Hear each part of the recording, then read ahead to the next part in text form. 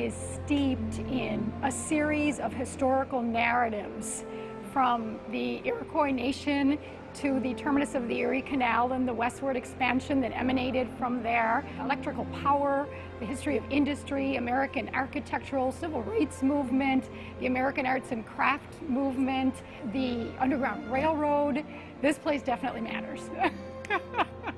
I think Buffalo, New York is the prototypical story of urban America. You walk through the neighborhoods and you see everything from Native American culture still evident here, all the way up through the most modern kinds of colleges and universities and knowledge economy business. This is the story of America, of urban America.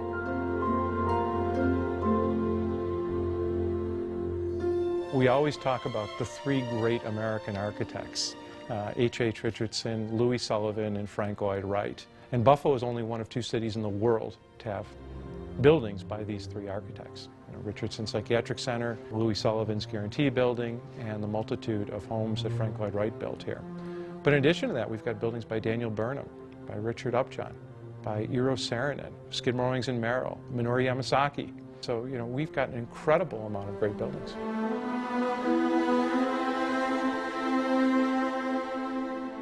Buffalonians are so proud of the architecture that we have. There isn't a single significant building that does not have a whole friends group associated with it, whose job it is to make it look just as good as the day it was built. You don't visit Buffalo and look at things that once were wonderful and just aren't anymore. They're still wonderful.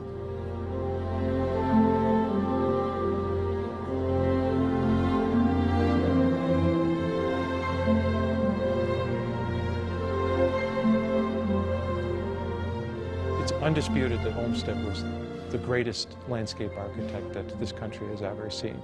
And Buffalo has the most extensive Olmsted Park system in the country that covers virtually every corner of the city and connected by incredible parkways.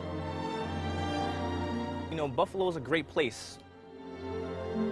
When you peel back some of the layers of the challenges that Buffalo is facing, you actually see that those challenges are opportunities. At a time where everywhere in America looks like anywhere in America, Buffalo has managed to embrace its place in history and to enhance and leverage its very significant natural, architectural, and historic resources to create a very unique space. You go and you visit some other places and everything's the same because everything's new.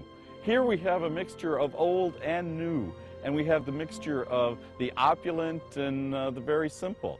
It all comes together here, and I think that also helps us be who we truly are as Buffalo. So October is a fabulous time in Buffalo. The weather is perfect. It's a great time to walk our streets. Every neighborhood has its own vibe and culture. If you go to Allentown, you'll have musicians in the street and you'll have open galleries that you can walk into. If you go to the Elmwood Village, there is a beautiful parkway that cuts right through the street and fantastic cafes and patios. And downtown has its own nightlife scene as well that's, brighter and bigger and louder. Niagara Falls is a breathtaking natural wonder, and it also sits on Niagara Falls Park, which is the oldest state park in the country. It's a great place to come and have fun. The art galleries and the architecture and the food and the people. I think we are keenly aware of the rich legacy that we've inherited and feel that acute responsibility for preserving this wonderful place. Buffalo is a city of fighters. Anybody who knows the Bills' history knows that we won't give up no matter how long the odds are, right? We're a Thurman Thomas city, right? You keep those legs moving and then eventually something's gonna happen, right? The yards come inch by inch. The grassroots organizations that are around here and the preservation crowd, I think that's the mentality that we're using, is that inch by inch, yard by yard, we're gonna make a difference.